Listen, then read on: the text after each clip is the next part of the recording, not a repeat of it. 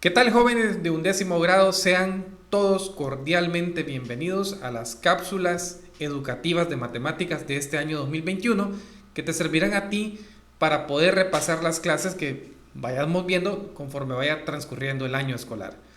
En esta ocasión vamos a empezar entonces las clases de este año con la unidad número 1 que vamos a repasar, que son la parte de los números reales, y la sección 1 que vamos a ver, que es la definición de los números reales. Entonces vamos a pasar a ver a determinar cuál es la definición de los números reales.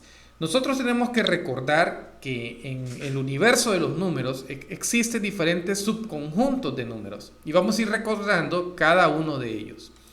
Muy bien, el primer subconjunto que tú analizaste desde la escuela es el conjunto n, al cual nosotros llamamos el conjunto de los números naturales. Esos números naturales son aquellos números que nos sirven para contar. Pero también podemos hacer una extensión más en esa definición. No solamente nos sirve para contar, sino también para llevar un orden. Me imagino yo que en los inicios de la humanidad, cuando el ser humano necesitó del conteo, pues empezó contando objetos. Por ejemplo, el conteo, de manzanas, cuántas manzanas puedes tener, cuántas vaquitas había en un corral. Entonces, la propia necesidad humana y la propia intuición de la matemática en el ser humano, pues provocó que esta fuera el primer sistema de numeración que se empleó en este caso. En este caso, pues los números naturales, si tú recuerdas, van desde el 1, 2, 3, 4, etc. y son hacia el infinito, ¿no? Entonces, esos números son los números naturales, que se pueden representar en una recta numérica, como tú lo puedes ver de esta forma.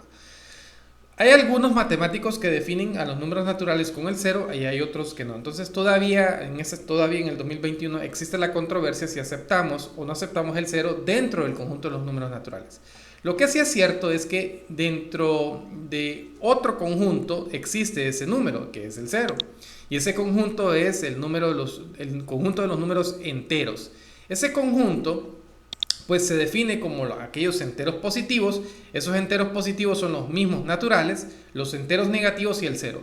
De hecho, si tú observas en el diagrama que tenemos por acá, el conjunto de los números naturales está dentro del conjunto de los enteros. Quiere decir que los números naturales también se les conoce como los enteros positivos.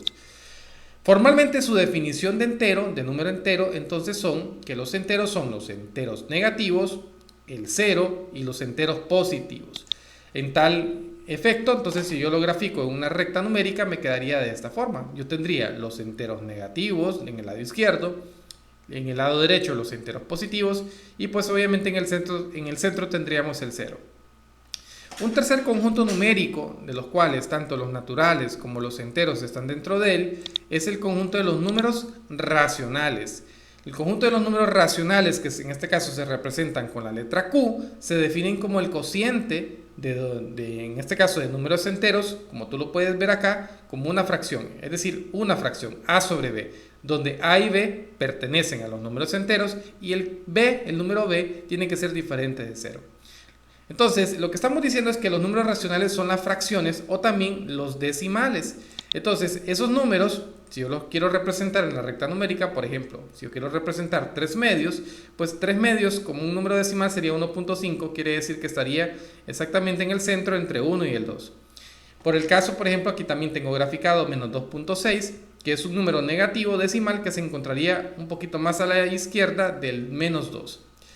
Bien, y el cuarto conjunto numérico que nosotros debemos de recordar para la definición de números reales es el conjunto de los números irracionales.